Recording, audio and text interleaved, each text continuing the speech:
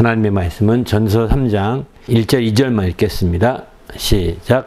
범사에 기한이 있고 범사에 만사가 때가 있나니 날 때가 있고 죽을 때가 있으며 심을 때가 있고 심은 것을 뽑을 때가 있으며. 아멘. 계속해서 상반적인 관계 속에서의 기쁨을 나누고 있거든요. 상반적인 관계에 있는데 정말 누구나 언제든 간에 이 상황이 바뀌어서 상반적인 상황 속에 처해지게 되거든요. 우리가 지금은 기뻐할지 모르지만 반드시 이제 기뻐하지 못할 때가 온다 이거죠. 또 지금은 웃을지 모르지만 반드시 웃지 못할 때, 그 슬퍼할 때가 올 수 있거든요. 얼마든지. 그런 상황에서도 우리가 항상 기뻐할 수 있는 그것, 일체의 비결을 좀 배우고자 하는데 초점을 두고 여기서는 나누고 있습니다. 이렇게 상반적인 관계 속에서 이제 기쁨을 좀 찾다 보니까 전도서 3장의 말씀에 이렇게 상반적인 관계를 잘 나열해 놓았습니다. 3장에 보면 날 때가 있고 죽을 때가 있고, 이렇게 심을 때가 있으면 또 심은 걸 뽑고 거둘 때가 있고, 이렇게 되는 거거든요. 이처럼 이제 이런 것처럼 이 상반적인 관계를 우리가 생각해 보고, 심을 때는 기쁘지만 거둘 때는 어려울 수 있거든요. 또 저 심을 때는 그 고난 눈물로 심을 수 있지만 거둘 때는 기쁨으로 거둘 수도 있거든요. 이렇게 이제 그런데 어떤 관계든 간에 다 기쁨으로 함께 이렇게 전체적인 것들을 바라볼 수 있을 때 우리가 우리 신앙이 한 단계 더 성숙한 신앙으로 우리가 나아지게 되는 거죠. 그렇지 못하고 어느 한쪽에만 치우쳐서 한쪽으로만 치우친 기쁨을 가지게 된다면 그 신앙은 아마 장성한 자의 신앙보다는 오히려 성숙지 못한 미숙한 자들의 어떤 신앙이라고 볼 수밖에 없습니다. 그래서 주님 안에서 우리가 어찌하든 간에 정말 상반된 관계 속에 있을 때라 하더라도 정말 항상 그 기쁨을 생각하면서 그를 품을 수 있고 포용할 수 있는 그런 신앙으로 우리가 성장해야 되겠다는 목표하에서 상반된 관계 속의 기쁨들을 좀 나누고 있습니다. 오늘부터는 아마 그래서 이 전도서 3장 1절부터 8절까지 말씀을 중심으로 해서 한 10번 정도 이렇게 나누려고 합니다. 10번 정도 이렇게 상반된 관계를 확실하게 좀 더듬어 보면서 그래도 이럴 때 기뻐야 되겠다 이런 생각이 듭니다. 오늘 이제 이 모든 때라는 것은 우리가 알다시피 아버지의 권한에 있다. 때와 시기는 아버지의 권한에 있다. 이렇게 사도행전 1장 7절에 이렇게 말하지 않습니까? 그러니까 모든 때와 시기는 하나님 아버지의 권한 아래 있는 거예요. 하나님께서 우리를 다스릴 때, 피조물을 다스릴 때 때와 시기로 다스리시는 거죠. 왜? 모든 피조물들은 때와 시기를 초월할 수 없거든요. 심지어는 영적 존재인 천사들마저도 하나님의 때에 심판받게 되는 거거든요. 그도 이제 영적 시간을 초월한다 하더라도 심판을 피할 수 없죠. 심판은 그 끝을 나타내는데 바로 이런 때를 나타내게 되는 거거든요. 끝이 있다는 것은 때를 나타내는 거거든요. 시작이 있다는 것도 때를 나타내게 되는 거죠. 오직 시작과 끝이 없는 분은 하나님 한 분밖에 없는 것이죠. 하나님 한 분밖에. 시작도 없고 끝도 없으신 분이십니다. 그러나 시작이 있다든가 끝이 있다든가 한다면 이게 다 피조물의 특징이에요. 다 끝이, 이거는 때가 있다는 뜻이거든요.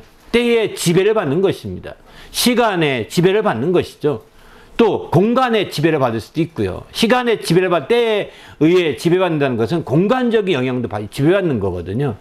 그래서 사단이 이제 타락하게 됐을 때 그는 구덩이 맨 밑에 빠치우지 않습니까? 그것도 공간이라는 뜻이거든요. 거기에 집어넣는 거거든요. 제한되는 것이죠. 이렇게 하나님 외에는 제한될 수 있는 겁니다. 모두가 시작과 끝이 있기 때문에 제한될 수가 있는 거죠. 그래서 우리는 하나님에 대한 이해가 필요하고, 첫 번째는 이런 상반된 관계를 이해할 때는, 그리고 이제 그 때로서 이해할 필요가 있는 거죠.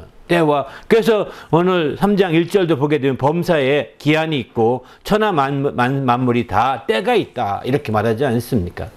그렇기 때문에 우리는 우리에게 주어진 때를 따라서 정말 우리가 기뻐하고 때를 따라서 정신을 바짝 차려야 되는 겁니다. 이 때가 우리가 그 때를 놓쳐버리고 다음에 또 기회가 있겠지 우리가 생각한다면 아닙니다. 의외로 에서 같은 경우는 그 때를 놓쳤고 다시 때를 얻고자 했지만 얻지 못했다고 그랬거든요.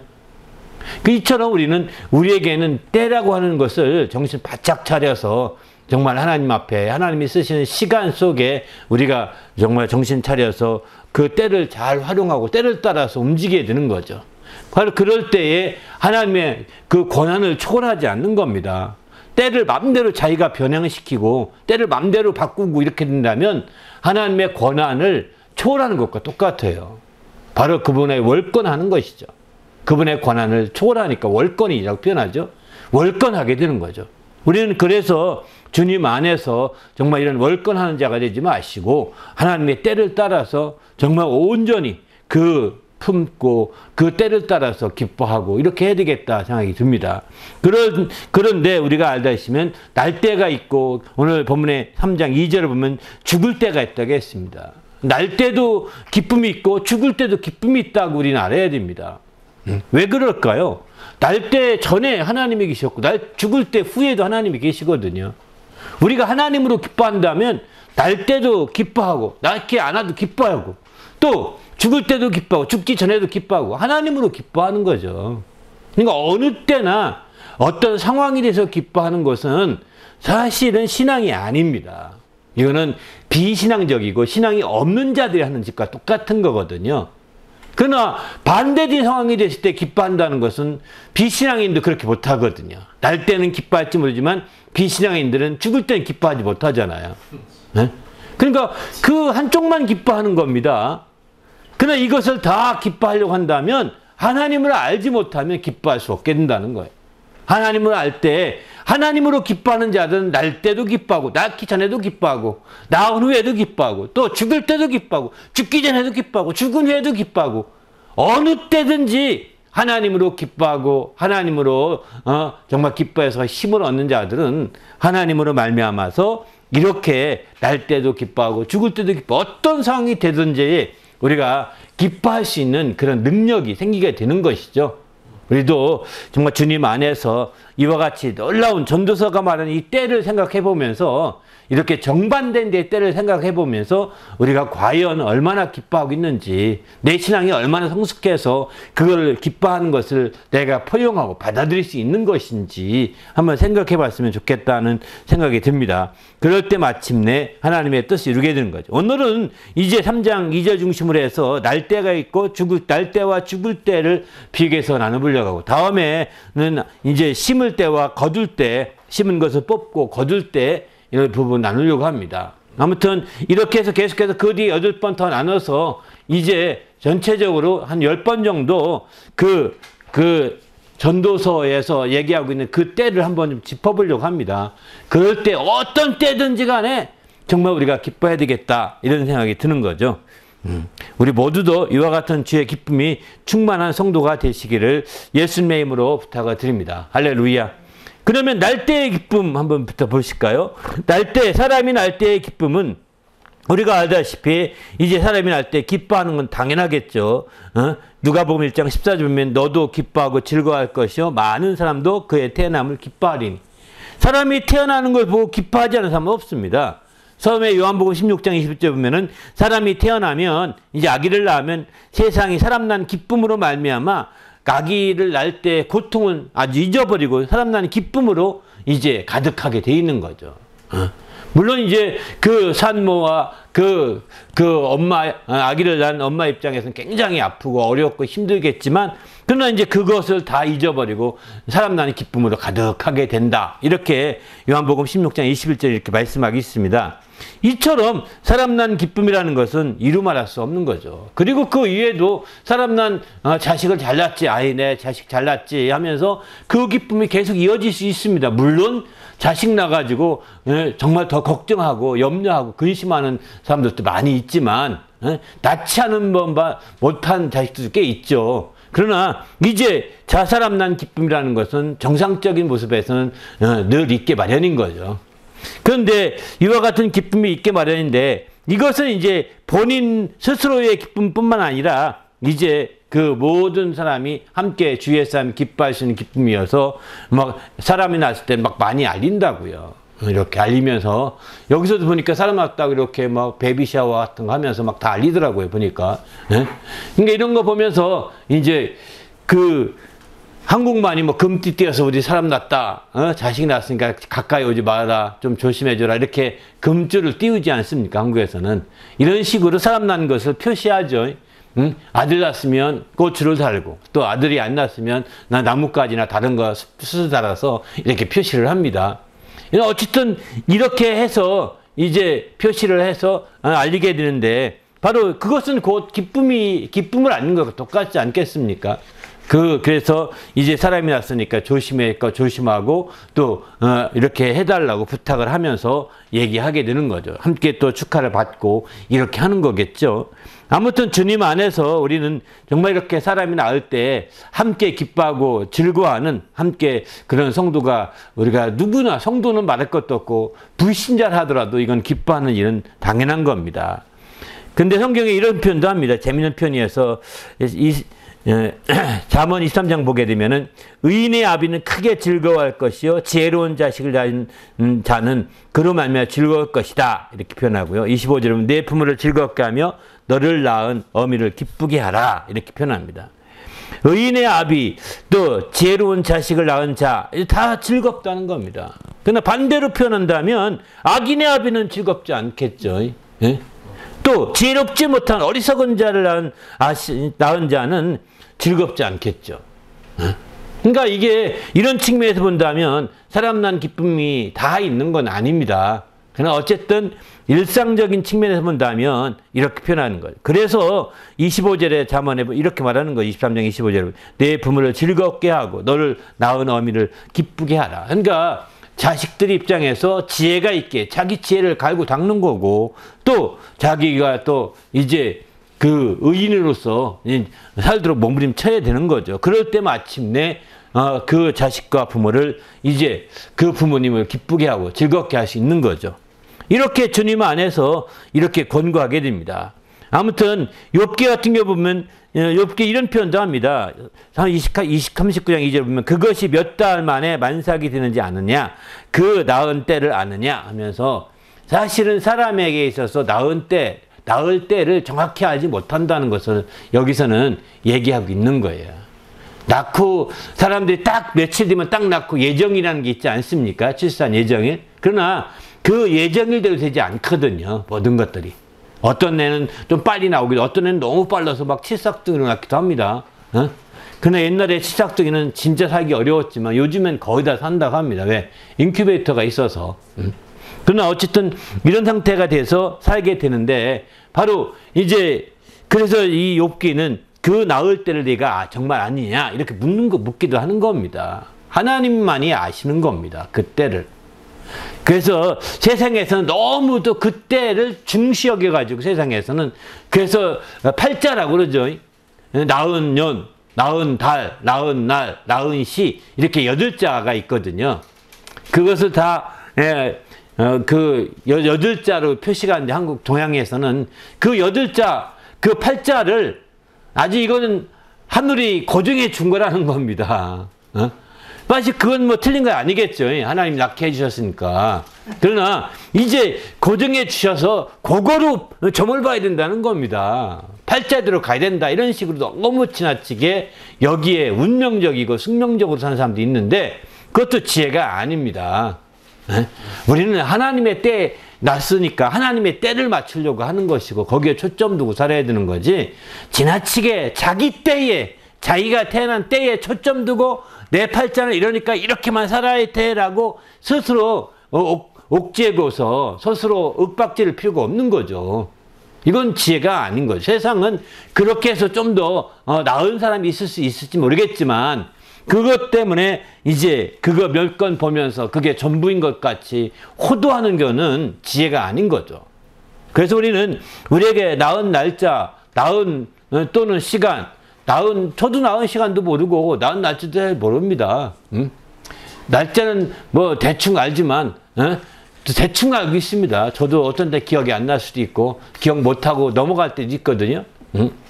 그러니까 이렇게 이런 모든 것들을 똑같이 우리 생각해 보는 거죠. 그래서 우리는 주님 앞에서 거기에 너무 지나치게 불신자같이 막 거기에 매어 살아서는 안 되겠다 하는 생각을 해보게 됩니다. 어쨌든 날때에 사람이 난 기쁨이라는 것은 이름할 수 없는데, 그런데 이 날때의 기쁨을 좀 깊이 더 이해하려면 좀 사람 난 기쁨만으로 끝나지 않고 이제 그 때의 중요성을 알아야 되는 거죠.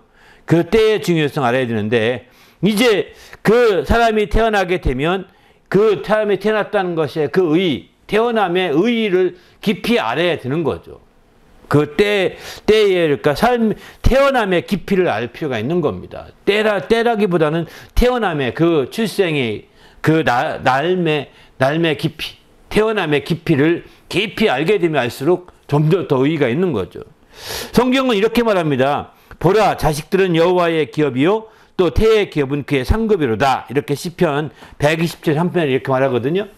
그러니까 우리가 태어났다는 것은 바로 하나님의 기업으로 주어진 거죠. 우리가 자식이 되었다 그러면 나에게 하나님의 기업이 주어졌구나. 하나님께서 나에게 귀한 기업으로 자식을, 그리고 태의 열매가 내 생급이 되겠구나. 내가 그를 위해서 수고했고 그를 위해서 이제 헌신했고 그를 위해서 내가 땀 흘렸고 애썼던 것이 다 하나님이 또 이제 상급을 주시겠구나. 이런 우리가 자식에 대한 이해, 태어남에 대한 이해를 못하면 이런 우리가 더 기쁨이 없는 거죠. 아이고 이제 고생 바가지네. 얘 키우려면 2억 원이 교육만 시켜도 2억 원이 든다는데 언제 2억을 벌어. 이런 식으로 이제 고민하기 시작한다면 누가 자식 낳으려고 하겠습니까? 안 낳죠. 저라도 못 낳을 것 같습니다. 제가 2억 쌓아놓고 난 적이 없거든요. 그러니까 우리는 그런 돈, 세상적인 그 재물로 계산하는 식은요, 스스로 바보를 만드는 겁니다. 스스로 어리석게 되는 지름길이거든요. 그러기보다는 자식이 태어났다, 자녀라는 것은 어떤 의의가 있는지 이런 부분에 대한 깊은 이해가 될 때 이제 내게 참 너무 소중하구나. 이거는 억만금을 주어도 얻을 수 없는 거군요. 여러분 정말 억만금을 주어도요 자식 못 얻는 사람 많습니다. 당신은 안 낳고 싶어서 안 할지 모르겠지만 억만금을 주어도 못 얻습니다. 자식은. 왜 그런지 아시죠? 그 사람 왜 억만금을 들여서 자식을 낳으려고 몸부림칠까요? 그들은 다 이제 자식의 그 소중함을 아는 겁니다. 자식의 소중함을 알기 때문에 그렇게 많은 정말 재물이 들더라도 또 낳으려고 애를 쓰는 거거든요. 그러면 그 사람이 다 그렇게 재물이 들여서 시험관 하기도 하고 또 재물을 많이 드는데 돈을 다 쌓아놓고 지금 낳으려고 하느냐? 아닙니다. 그들 2억씩 쌓아놓은 다음에 이제 날만 했다 되자 어떤 부자처럼 그렇게 하는 거 아니거든요. 아닙니다. 정말 자식이 소중한 것을 안다면 억만금을 들여도 하는 거죠. 그래서 어떤 분들은 정말 멀리 해외 나가서 수술까지 받기도 하고 막 이런다고 하지 않습니까? 이런 걸 볼 때에 우리는 자식의 소중함을 알아야 된다. 성경에서 우리가 자식들은 하나님이 주신 기업이라는 겁니다. 또 태의 열매는 그 자식들은 그에게 부여한 상급과 같다는 겁니다. 여러분의 상급이 있습니까? 여러분이 애쓰신 상급이 있나요? 또 여러분의 기업은 무엇입니까? 정말 IT 기업 몇 개에 붙들고서 그게 기업이라고 생각하십니까? 그 순간에 날아갑니다. 그런 건 다 없어지는 거예요. 하나님 앞에서 하나님이 영원토록 기억해 줄 만한 기업이 있냐는 거예요. 여러분 대우라고 하는 큰 대기업이 있었지만 한보라는 큰 대기업이 있었지만 순간에 날아가 버리잖아요. 날아갑니다. 그러나 하나님이 기억해 줄 만한 영원한 기업, 그것은 자식인 거예요. 자식이 없는 사람은 아마 그 하나님 앞에 갔을 때 내가 어떤 기업에서 일을 했느냐 이렇게 물어보면 제가요 대우도 만들고요 한보도 만들었어요 이렇게 할지 모르겠지만 너에게 이런 기업이 있느냐, 내가 영원히 기억할 기업이 있느냐 이렇게 물어보면 뭐라고 하시겠습니까? 우리는 주님 앞에서 그런 기업을 최대한도로 잘 정말 세우고 갖고 가야 되는 거죠. 우리가 주님 앞에서 이런 정말 확실한 자녀에 대한 이해와 정말 그런 것들이 이루어지시길 바랍니다. 할렐루야. 그래서 정말 자녀는 어쩌면 처음엔 미약할지 모르겠지만 그 나중은 창대할 수 있거든요. 부모 입장에서 자녀들 보면 항상 다 미약하게 보이고 또 부족하게 보이고 다 이렇거든요. 그렇지만 이제 그 나중은 심히 창대하다는 것을 우리가 알 필요가 있는 거죠. 비록 자녀가 겨자씨 하나처럼 작은 것일지 모르겠지만 나중에는 큰 나무가 되어서 공중의 새까지 다 품을 수 있는 그런 아주 큰 자손들, 자녀들이 될 수 있다는 겁니다. 여기에 대한 우리의 믿음을 가지고 여기에 대한 그 자녀에 대한 의의를 가지고 자녀를 우리가 초점을 둘 때 더 큰 난 기쁨이 있는 거 아니겠습니까? 날 때의 기쁨이 그런 기쁨이지 않겠습니까? 그런 게 없으면 날 때의 기쁨을 우리가 이해하지 못한다고요. 이처럼 날 때라고 하는 것은 출생과 시작을 의미하게 되는데 이런 것들에 대한 깊이 있는 이해를 우리가 가짐으로 말미암아 더 큰 기쁨을 확보하시길 바랍니다. 할렐루야. 또 한 가지 더 있다면 기쁨을 더 날 때의 기쁨을 깊이 하려면 출생과 시작과 연관된 그 날때라는 것은 식물로 비춰본다면 바로 이제 싹이나 우미나 씨앗이 싹 트는 것을 가리켜 말하거든요. 이렇게 씨앗이 싹 트고 손이 나고 음이 나고 하는 것들을 보면 이제 우리가 날때의 기쁨을 조금이라도 이렇게 비유적으로 이해해 볼 수 있게 됩니다. 날때의 기쁨을. 그러니까 씨앗은 알다시피 씨를 싹을 틔워야 나는 거거든요. 씨앗이 순을 내 음을 틔워 또 나무는 음을 틔워야 나는 거거든요. 나무가 있는데 봄이 되어서 그 음이 나오지 않으면 소용이 없습니다. 죽은 나무입니다. 나무 가지에서 음이 돋아야 되거든요. 그게 싹이 돋아나야 되는 거죠. 그리고 순이 나와야 되는 거죠. 이렇게 될 때 마침내 그런 거 그래서 우리는 이 날때의 기쁨을 가장 이해하기 좋은 계절이 언제냐면 봄이라고 볼 수 있는 거죠. 봄은 이 모든 만물이 소생한다고 그러지 않습니까? 난다고 표현합니다. 모든 만물이 솟아나는 겁니다. 봄 기운을 맞이해서 함께 솟아나는 거거든요. 이것은 우리의 어떤 출생과 우리의 날때랑 식물로서는 그 날때가 같이 연결되는 거죠. 그래서 우리는 봄을 아주 소중하게 여기게 됩니다. 봄을 아주 귀하게 여기게 되는 거죠.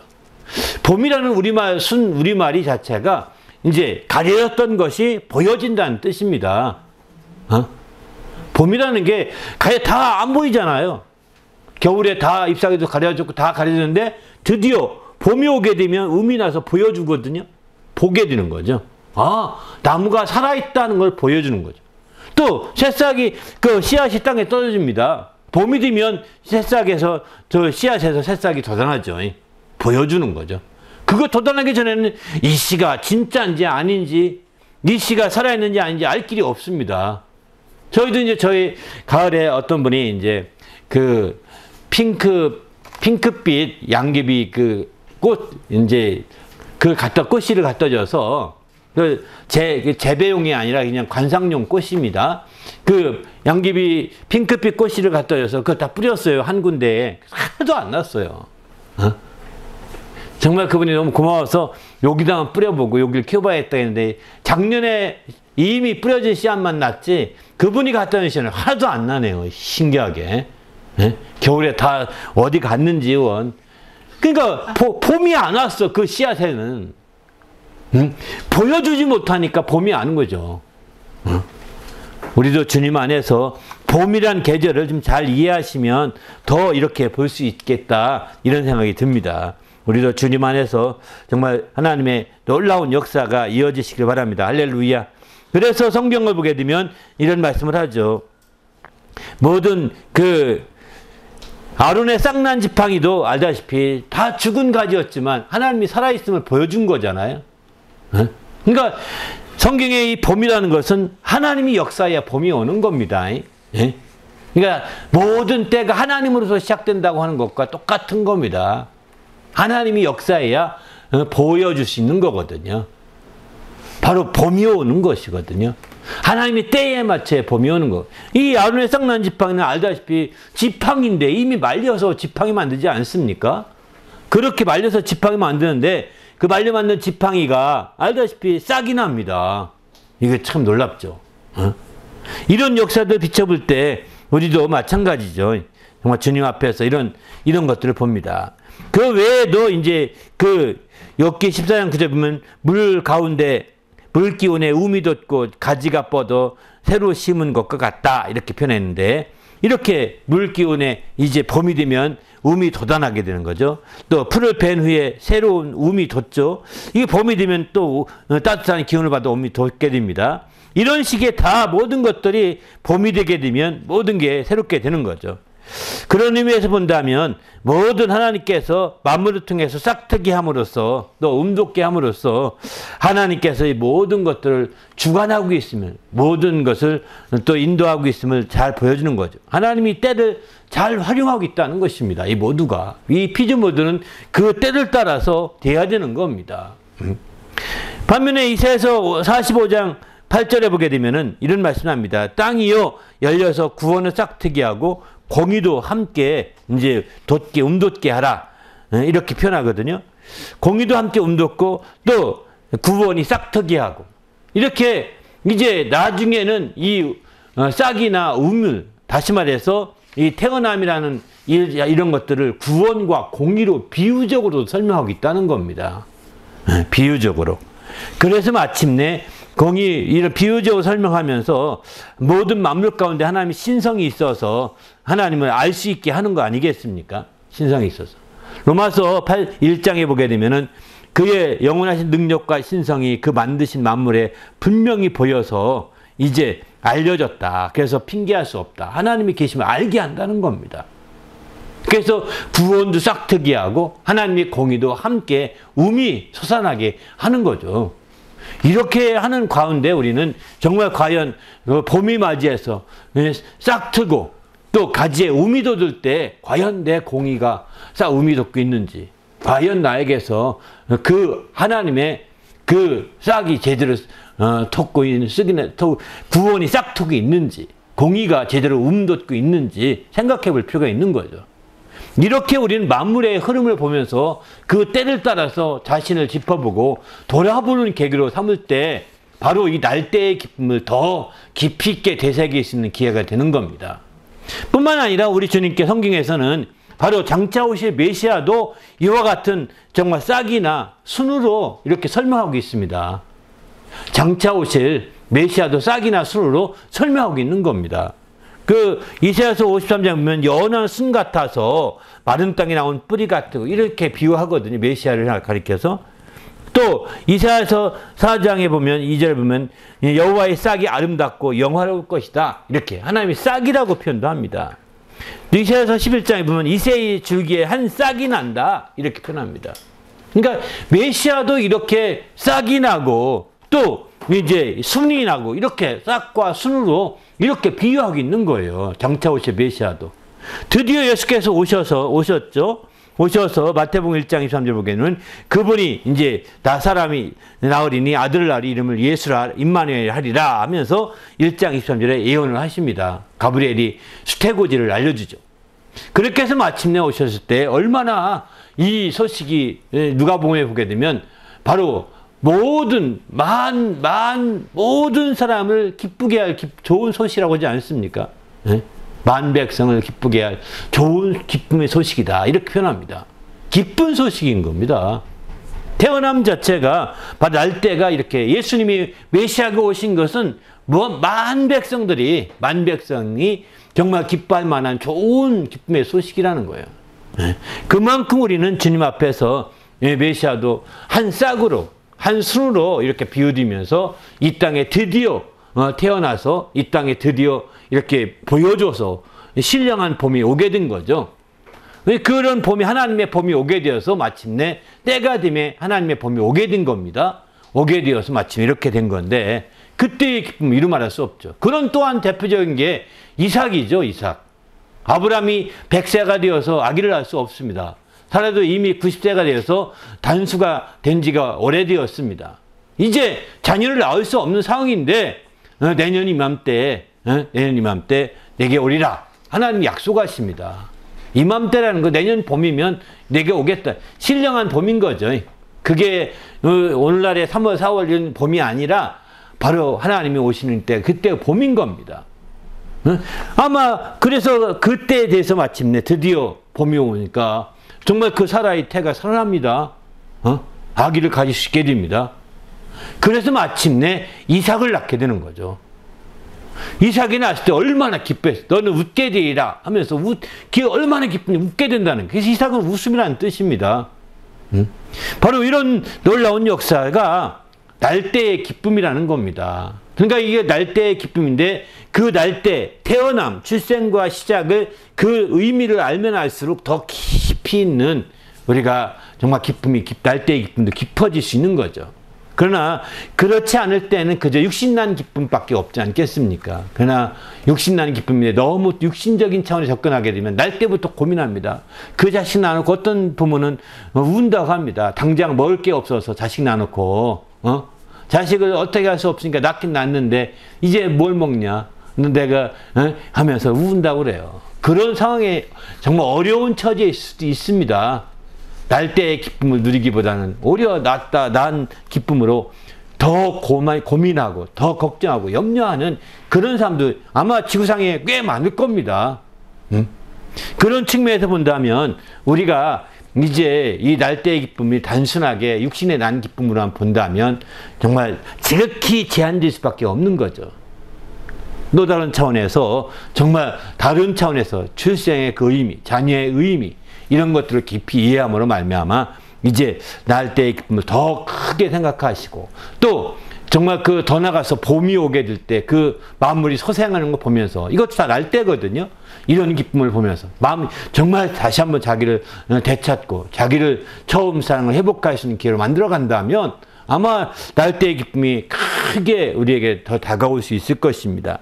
두 번째, 이제 죽을 때의 기쁨인데 이 죽을 때의 기쁨은 우리가 알다시피 죽을 때는 기뻐하기보다는 슬퍼하는 경향이 많죠. 슬퍼하는 경향이 많죠. 왜? 당장 헤어진다. 정말 당장 이제 볼 수 없다. 당장 만날 수 없다. 이런 것만 생각하기 쉽거든요. 만날 수도 없고 볼 수도 없고 이제는 영원히 헤어진다. 이렇게 생각하니까 슬프고 또 그런 이별이 마음에 큰 상처가 되고 이렇게 되는 거죠. 그래서 죽을 때의 그런 기쁨을 우리는 정말 상상하지 못하고 오히려 죽을 때 더 혼란에 빠지게 됩니다. 슬픔에 빠지게 되고 더 어려움에 빠지는 경우가 많이 있는데 그럼에도 불구하고 이 죽을 때의 기쁨도 성경은 얘기하고 있습니다. 이 죽을 때의 기쁨을 깊이 이해하려면 성경적인 면에서 바로 이제 부활이라는 것이 무엇인지 알아야 죽을 때에 정말 기쁨을 기뻐할 수 있는 자들이 될 수 있는 거죠. 부활이라는 걸 모른다면 이제 우리는 기뻐하기 어렵습니다. 부활이라는 것 개념을 잘 모르고 죽음이라는 것이 끝이라고 생각하니까 사실은 굉장히 슬프다고 생각하는 거거든요. 그러나 죽음에 대한 이해가 잘 된다고 깊이 이해가 된다면 죽음을 깊이 안다면 이제 죽을 때의 기쁨을 새롭게 다 가질 수 있게 됩니다. 그렇다고 해서 이제 죽음이라는 것이 우리가 알다시피 이제 그 성경에서는 씹는 것으로 표현하고 있거든요. 죽음이라는 걸 씹는 것으로 표현하는데 바로 욕된 것으로 심고 영광스러운 것 다시 살아나며 이렇게 표현하지 않습니까? 다시 살아난다는 고린도서 15장 43절에 보면은 이렇게 말합니다. 42절부터 볼까요? 죽은 자의 부활도 그와 같으니 썩을 것으로 심고 썩지 아니할 것 다시 살아나며 또 욕된 것으로 심고 영광스러운 것 다시 살아나며 약한 것으로 심고 강한 것으로 다시 살아나며 육의 몸으로 심고 신령한 몸으로 다시 살아나며 이렇게 표현합니다. 다시 살아나는 겁니다. 이제 죽음으로 끝나는 것이 아니라 다시 산다고 하는 다시 사는 것을 우리는 부활이라고 흔히 표현하죠. 이렇게 다시 산다고 하는 개념을 우리가 갖지 못하면 이제 그 죽으면 끝이다, 마지막이다 이런 생각 때문에 아주 슬프고 아주 마음에 절망적으로 생각하기 쉽죠. 그러나 죽음은 결코 마지막이 아닙니다. 끝이 아닙니다. 새로운 시작일 뿐인 겁니다. 다시 살아나는 것입니다. 죽음은 그래서 세상에서는 죽음을 소멸된다, 사라진다 이런 식으로 죽음의 개념을 갖고 있거든요. 그러나 성경에서는 죽음의 개념이 소멸되거나 사라지는 것이 아니라 분리된다, 나누어진다 이런 개념으로 말하고 있습니다. 그래서 성경에서의 죽음은, 첫 번째 죽음은 이제 영혼과 육체가 분리되는 것을 첫 번째 죽음이라고 합니다. 영혼과 육체가 분리되는 것을. 그러니까 육체는 죽어서 땅에 또 보내죠. 육체는 볼 수가 없습니다. 그러나 그 영혼은 볼 수가 있는 거죠. 영혼은 사라지는 게 아니니까. 육체는 흩어져서 땅으로 흩어질지 모르겠지만, 소멸된다고 볼 수 있지 모르겠지만, 영혼은 사라지는 게 아니거든요. 그러니까 영혼과 육체가 분리되는 순간이 첫 번째 죽음이요. 두 번째 죽음은 뭐냐면, 우리의 영혼은 하나님의 생기로 지음받아서 하나님과 함께 거하는 게 마땅한 거거든요. 하나님의 생기로 지음받았기 때문에 하나님께로 가게 되어 있습니다. 처음 죽게 되면. 우리 영혼이 육신과 분리되는 순간에 이제 하나님께로 갑니다. 자동이라고 할 수 있겠죠. 그러나 하나님 나라를 가기 위해서 그 문턱을 통과하기 위해서 꼭 필요한 건 뭐냐면 바로 생명이요, 의가 필요한 거거든요. 이 땅에 있을 때 생명이 있어야 그 생명의 나라에 들어갈 수 있거든요. 이 땅에 있을 때 의를 힘입어야 그 의로운 나라에 들어갈 수 있거든요. 그러나 이 땅에 있는 동안에 생명이 없고 의를 힘입지 못하게 되면 그 입구 들어가지 못합니다. 하나님 앞에 갈 수 못합니다. 거기서 쫓겨나게 되는 거죠. 왜? 의로운 그 나라에서는 불의한 자를 받아들일 수 없거든요. 생명의 그 나라에서는 생명이 없는 사망에 처해 있는 자들을 받아들일 수 없거든요. 생명에서 분리되어서 그때 사망이라고 표현하는 겁니다.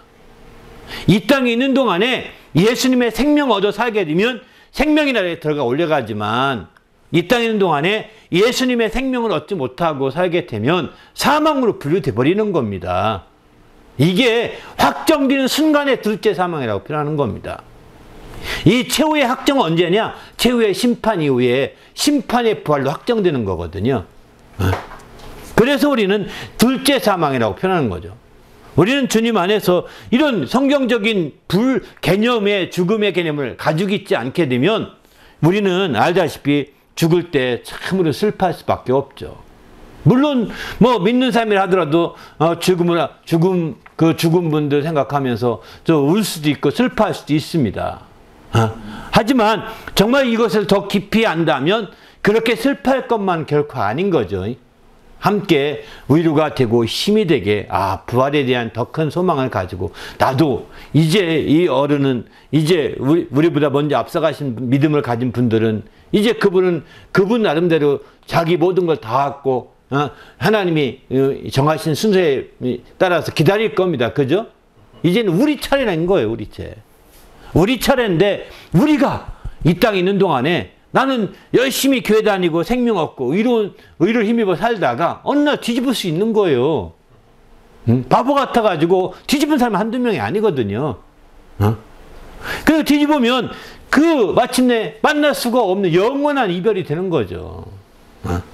영원한 이별이 되는 겁니다. 그런 점에서 볼 때 우리는 주님 앞에서 철저히 정말 이 땅에 있는 동안에 그 죽음의 개념을 이해하고 정말 준비해야 되겠다 이런 생각을 합니다. 그럴 때 죽을 때에도 기쁨이 되는 거죠.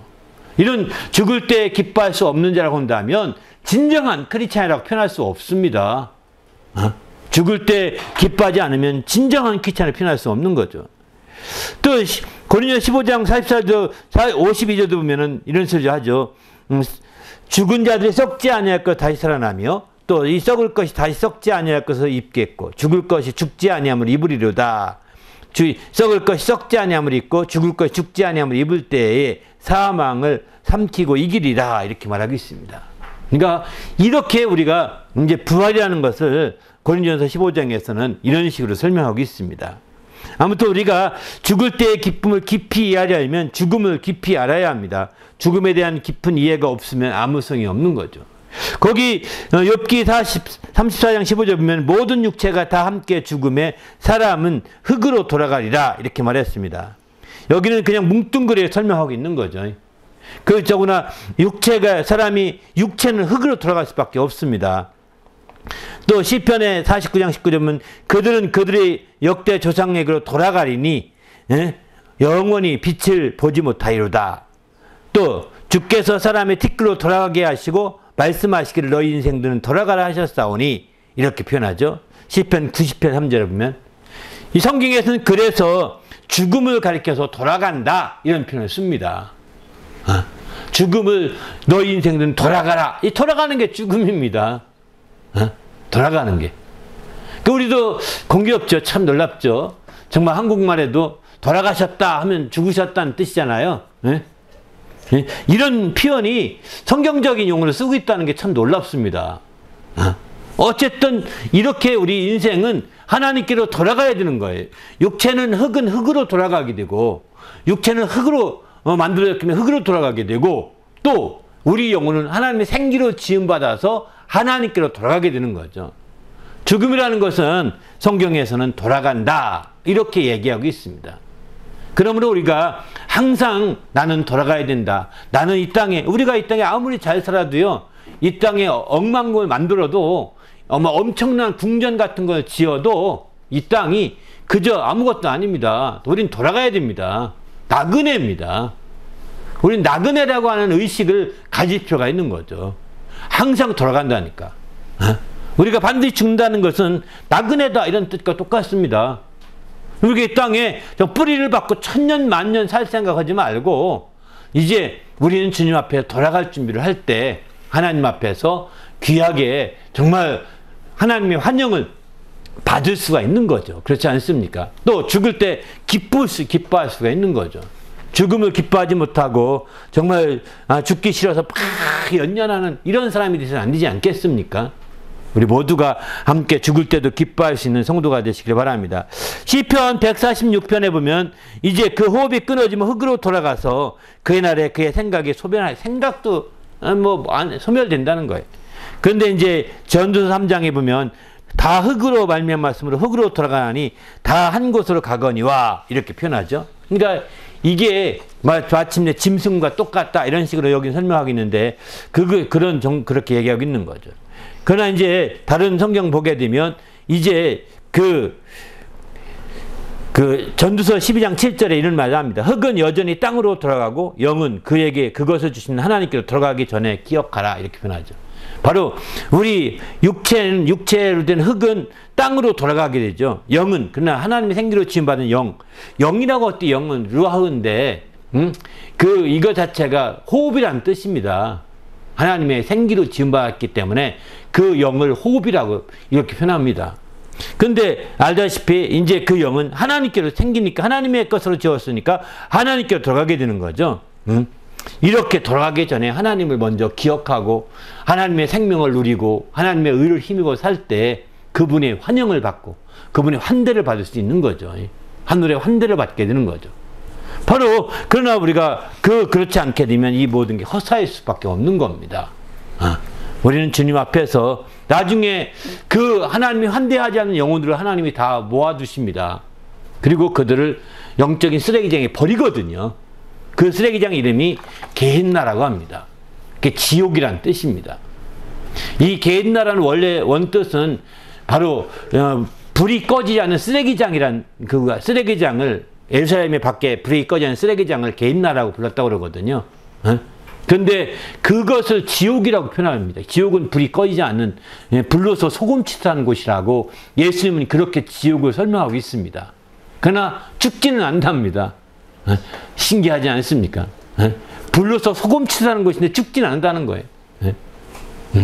그러니까 정말 이게 고통을 누릴 수밖에 없는 곳이라는 것을 예수님은 직접 마가복음에서 지옥에 대한 설명을 그렇게 설명하고 있습니다.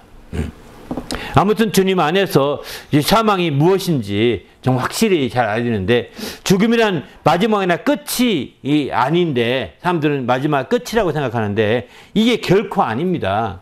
그러나 사람들이 죽음을 마지막이요 끝이라고 한다고 할 때 여기서도 마지막을 한번 생각해보고 끝을 그렇게 생각한다 전제로 생각해본다면 그게 어떤 의미가 있느냐 이렇게 생각해보게 되는 거죠. 우리는 그 마지막에 설령 사람이 죽음이 마지막이라 하더라도 그 마지막은 죽음이 아니고 마지막은 영생이라고 그랬거든요. 로마서에 보게 되면. 그런 의미에서 볼 때 정말 죽음이 영생에 들어가는 하는 새로운 출발점이기도 한 것이죠. 영생의 출발점이라고 볼 수가 있는 거죠. 로마서 6장 22절 보면 그 마지막은 영생이라 이렇게 표현합니다. 마지막은 영생인 겁니다. 우리에게는. 그러니 정말 죽음이 마지막이라고 하더라도 마지막은 영생이니 드디어 영생에 들어갈 수 있는 길이 열렸으니 얼마나 기뻐할 수 있겠습니까? 세상 사람들 마지막이다, 끝났다. 세상 사람들이 마지막이라고 이렇게 마음속에 걱정하는 가장 큰 이유는 뭐냐면 이제 기회가 끝났다는 겁니다. 기회가 박탈됐다는 겁니다. 모든 기회가 끝나버렸다. 이렇게 생각하는 거거든요. 마지막은 기회가 끝난 거잖아요. 그 끝은 기회가 박탈돼 버린 거예요. 앞으로 기회가 주어지지 않습니다. 그것도 세상 사람이 생각하는 그것도 어느 정도는 깊이 생각할 필요가 있는 거죠. 그래서 때를 아껴야 된다라고 말하거든요. 때를 아끼라는 것은 기회를 사라 이런 뜻이, 기회를 놓치지 말라 이런 뜻이거든요. 바로 기회를 놓치지 말고 하나님이 주어진 기회, 그 때를 온전히 활용하라는 겁니다. 이게 중요한 거죠. 그러나 세상 사람들은 죽음을 통해서 그 찬스가 끝난다고 생각하니까요. 기회가 없다고, 박탈됐다고 보거든요. 그러나 우리는 이제 그럴 때일수록 더 정신을 바짝 차리고 이제 마지막 때 정말 그 기회가 박탈된 것이 아니라 새롭게 그동안에 믿음으로 한 걸음 한 걸음 다져왔던 모든 것들을 새롭게 출발하는 기회로 삼아가야 되는 것이죠. 할렐루야. 이전에 우리가 잘했든 잘못했든 이전에 우리가 어찌했든 간에 우리는 새롭게 출발해야 되는 겁니다. 어떤 사람들은 내가 그동안에 잘 믿다가 50년 동안 잘 믿다가 20년 헤매고 살았어. 그래서 70 마치고 이제 갈 때가 됐습니다. 그렇게 됐을 때 내가 20년 헤매서 다 까먹었으니 이제 와서 내가 회개한들 무슨 있어. 그냥 이렇게 죽여야지. 이렇게 하면 안 된다는 겁니다. 정말 그동안에 내가 80년을 살았는데 79년 그 11개월 정말 25일을 다 지금 헛보였어도 나머지 5일만 남았어도 붙들고 사는 겁니다. 할렐루야. 그리고 그렇게 해서 드디어 80년 산다고 할 때 79년 12개월을 다 그냥 끝났어. 그냥 12개월 완전히 끝나고 저 마지막은 다 한다 하더라도 그 순간에도 기회를 잡으려고 해야 되는 겁니다. 주여 저를 용서하시고 이제 제가 정말 회개할 기회를 주심을 감사합니다. 회개하고 마지막 주님을 붙들어야 되는 거 아니겠습니까? 마지막 기회를 잡아야 되는 거 아니겠습니까? 그래야 죽음의 기쁨을, 죽을 때의 기쁨이 정말 무엇인지 알 수 있거든요. 기회는 죽음은 마지막 기회라고 생각하면 되는 거예요. 죽으면 끝나 기회가 박탈되는 것이 아니라 죽음은 마지막 기회요. 새롭게 하는 기회인 겁니다. 할렐루야. 이런 마지막 기회요. 새롭게 하는 기회로서 죽음을 우리가 맞이할 수 있다면 우리는 더 큰 기쁨이 있을 것입니다. 할렐루야. 그동안에 내가 어떻게 살았고 무엇을 했고 어느 것을 했는지 정말 너무 거기에 눌릴 필요도 없고 죄책감 가질 필요도 없고 거기에 정말 내가 연연할 필요도 없습니다. 그걸 끊어버리고 이제 난 마지막 기회요. 난 새롭게 할 기회다. 그리고서 막 그 죽음 앞에서 돌이켜야 되는 거죠. 할렐루야. 이제 돌아가니까 우리 돌이켜야 되지 않겠습니까? 그러니까 정말 그럴 때 드디어 우리가 이제 죽을 때의 기쁨을 온전히 회복할 수 있도록 성경이 이렇게 지혜를 주신 거죠. 우리 모두도 주님 안에서는 기쁨이 넘치는 성도가 되시길 바랍니다. 할렐루야. 성경은 그래서 이제 시작보다 끝이 더 중요하다고 강조하고 있습니다. 시작보다 끝이 더 중요하다는 겁니다. 그래서 일의 끝이 시작보다 낫고 참는 마음이 교만한 마음보다 나으니 전도서 7장 8 이렇게 말하죠. 그 또 너희가 추상집에 가는 것이 잔치집에 가는 것보다 낫다 이렇게 말하는 것도 이제 그 끝이 이제 사람의 모든 끝이 이와 같지 않은 거예요. 이 끝이 드러나는 집에 가서 지혜를 얻으라는 겁니다.